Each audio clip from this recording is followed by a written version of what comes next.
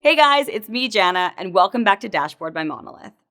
Last time we talked about M&As, incoming VR, and GPU hacks. Get the rundown with the link here.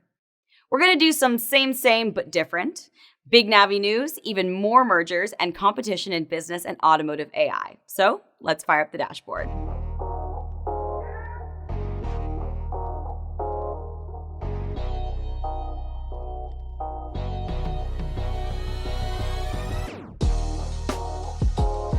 AMD isn't just chipping away at the competition, they're removing them from the equation. The long-awaited reveal of Big Navi included detailed specs for the Radeon RX 6080 XT, RX 6080, and the RX 6900 XT. With these new products, AMD positions themselves to sit pretty and at the top of the GPU hierarchy and definitely on top of everyone's Christmas list. Thanks, Auntie Lisa. The product names aren't a shocker, and we've been guesstimating these products for about 6 months now. With the official specs and pricing confirmed, AMD is gunning for top spots, second to none in performance and efficiency. This will be the first time in 10 years that competition will clearly knock NVIDIA off their GPU throne, but it's too soon to say whether they will stay. That being said, let's see what these cards bring to the table. Radeon RX 6000 series offers up to 5120 shader cores in the 6900 XT and 3840 cores in the 6800 with a maximum boost clocks between 2.1 and 2.25 GHz. All three cards have 16 GB of DDR6, 128 MB Infinity Cache, more than doubling the effective bandwidth, 1 ray of accelerator per CU, which is 10 times faster for RT calculations, and upcoming Fidelity FX enhancements. What's DLSS again? These units go for $579, $649, and $999 for the 6800, 6800 XT, and 6900 XT, respectively. Big Navi doesn't have the raw core counts of NVIDIA's Ampere architecture, but theoretically, teraflops don't always meet real-world performance. Actually, AMD previously had a teraflops advantage over NVIDIA, but performance didn't reflect that, so obviously they're trying something else with the Infinity Cache and other changes that may eliminate trips to VRAM for frame buffer access. Specs for all three Big Navi GPUs at least meet benchmarks from the Ampere architecture, if not edge them out.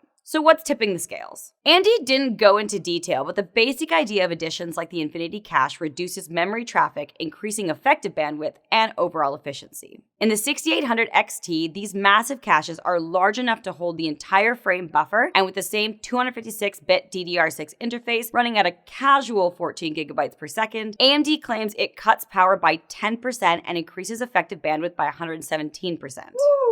If our math is right, that means the RX 3800 XT has about 972 gigabytes per second of bandwidth, which is significantly more than the RTX 3080 and makes a big difference in 4K and 1440p ultra gaming. The pricing is pretty tight between Big Navi and Ampere units, but with 2 times the memory, an increase in effective bandwidth, and just being superior overall, why not?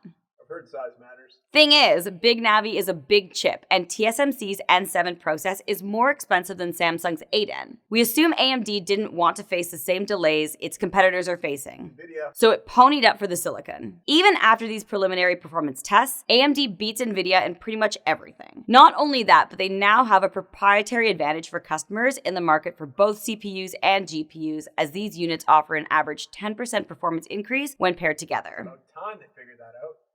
Psych. We're not done with AMD yet. Remember last week when I was all bothered over the SK Hynix and Intel merger? Well, yeah, that's chump change to the mad cheddar that Lisa is shredding now. In a press release by AMD, they announced plans to acquire Xilinx to become the industry's high-performance computing leader. This strategic move is an all-stock acquisition and is valued at, wait for it, $35 billion. Xilinx is the #1 provider of adaptive computing solutions, responsible for inventing FPGA and adaptive SoCs, which delivered the most dynamic processor technology with scalable, differentiated, and intelligent solutions to connect the world of the future. An AMD and Xilinx merger is really synergistic, as these two industry leaders have products and customers that complement each other. This transaction is set to close by the end of 2021, but from a stakeholder perspective, it makes little sense, as AMD's previously record stock prices were based on inflated currency, so spreading out the stock has a chance to disappoint investors over time. Maybe not. We'll see. A lot of it has to do with AMD's ability to earn quick, and while their price-to-earning ratio does fluctuate within a wide margin, for now the market is giving it the upper end of its valuation. With this move, paired with the release of products like Big Navi, AMD is not only proving their dominance in the industry, they're also buying it. With well-positioned moves like this, it'll be no surprise if they're leading supercomputing in the next 5 years. Get it, Lisa?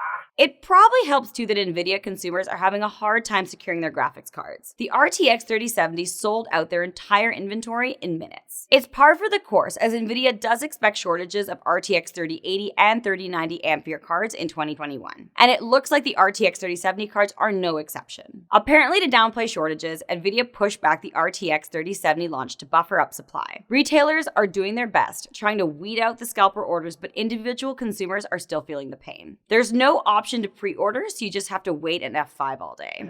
But don't do it too often or you will be mistaken for a bot and blocked. It's pretty touch and go right now, literally, so good luck. When consumers hear the term VR, 95% of them immediately think about gaming. Truth is, there are a lot of additional applications. Oculus Quest is making business VR a thing with the integration of their app Immersed, which lets teams bring monitors to a shared virtual workspace. Users can upload up to 5 virtual monitors, which was previously unheard of for Windows OS. It costs only $15 to $30 depending on the size of your team, plus a headset each. There's a free version for individual users, but you only get one additional screen.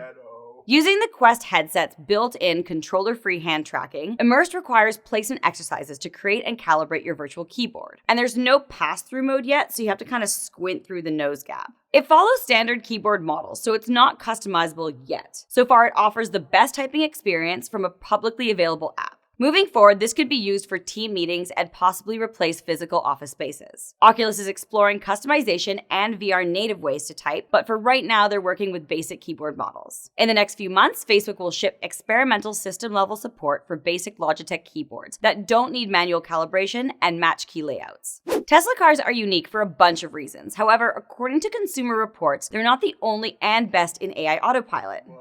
The Super Cruise feature, no longer exclusively for Cadillac, will be brought to GM in the coming years. These advanced driver assistance programs support different philosophies to meet safety benchmarks like lane keeping and performance. Where Tesla focuses on practicality and user autonomy, Cadillac narrows in on accuracy and driver monitoring. Super Cruise uses a driver-facing camera to verify driver engagement on the road using lights and sounds to aggressively alert the driver if they get distracted. Tesla, on the other hand, uses steering wheel torque sensors to test if the driver is holding the wheel. I know for me, just because I have my hands on the wheel does not mean I'm also paying attention. Super Cruise also limits its use for pre-mapped highways only, and GM has put in work to ensure that there's a comprehensive list available. Tesla can be used in residential areas which are statistically notorious for accidents. The big difference is that Super Cruise limits unresponsive drivers immediately, whereas Tesla still prioritizes convenience. These priorities make a lot of sense when you think about the creative teams behind each company. Say no more. Time is flying, and you have just under 2 months to enter our epic code red. This time, we're giving away one AMD Ryzen 5000 custom workstation to one lucky winner, so hit the link in our description. To be eligible for this prize, make sure to like this video, subscribe to our channel, follow us on social, and check out our product lineup at monolithgroup.ca.